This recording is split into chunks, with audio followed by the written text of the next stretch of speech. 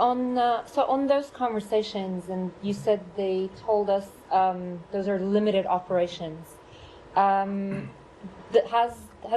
the U.S. have some sort of a red line or an ideal description of success for Israel's operations, that it's sort of talking with Israel? Like, this comes across as like pretty open-ended. I'm trying to understand whether U.S. is trying to limit it to, I mean, how will you know that these are limited incursions? How will you ensure it doesn't sort of escalate further? So I'm going to keep our conversations with the government of Israel private. These are conversations that we have had with them going back months, where we have been clear about what we believe is the best way to ensure that Israeli citizens can return to their homes and the citizens of Lebanon can return to their homes. As I said at the top, there are a few things that are true here. Number one, Israel has a right to defend itself against Hezbollah. If you look at how this conflict across Israel's northern border started, it was Hezbollah that started launching attacks on Israel on October 8th.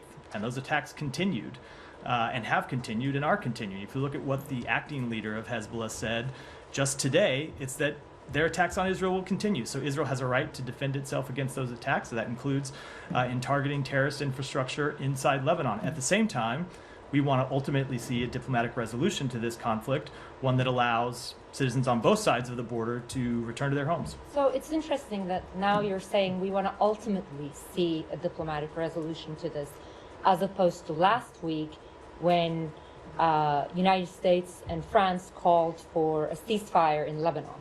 So the United States at this point is no longer calling for a ceasefire in Lebanon? Not at all. You heard the president say today that we continue to support a ceasefire. We do, of course, continue to support a ceasefire. Hold on, let me. We do, of course, continue to support a ceasefire. But I think sometimes people either misinterpret or have their own version of what a ceasefire is. A ceasefire is not one side in a conflict unilaterally putting down its arms and stopping the conflict. It is an agreement for both sides to stop the conflict.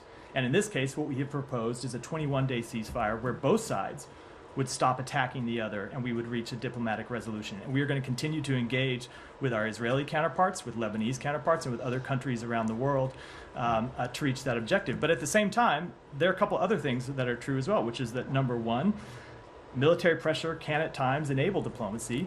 Of course, military pressure can also lead to miscalculation. It can lead to unintended consequences, and we're in conversation with Israel about all of these factors now. So is that 21-day ceasefire proposal still on the table with the Israelis? Of course it is. You heard the president speak to it today. But that said, a ceasefire is not a call for one side unilaterally in a conflict to stop defending itself. It is a conflict. It is a call for a diplomatic resolution that both sides would agree to. And so, yes, Israel continues to engage in this conflict, but as I said a minute ago, when you heard the new acting leader of Hezbollah come out today, what he said is they are going to continue their attacks on Israel. So it's why I go back to the history of this, that this conflict started because it was Hezbollah on the day after October 7th that started launching rocket attacks across the border that have not stopped until this day. And Israel has a right to defend itself against those attacks. Can you clarify, or can you help us understand what exactly U.S. is doing right now? If that 21-day ceasefire proposal is still on the table, like, what are you exactly doing to sort of diplomatically end this? What is the secretary doing, or what is the White House doing? Because from what it sounds like from what you're saying is last week, for example, a U.S. official and I believe senior other U.S. officials have said they disagreed with Israel's argument to escalate to de-escalate.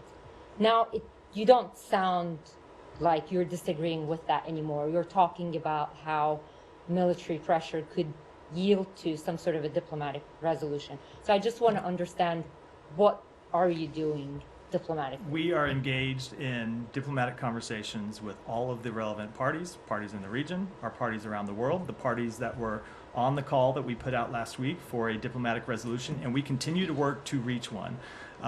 But if you look at the statement that we put out with the G7, with the EU, with a number of our important Arab partners last week, it was for a ceasefire, but it was also for a diplomatic resolution that called for the implementation of UN Security Council Resolution 1701.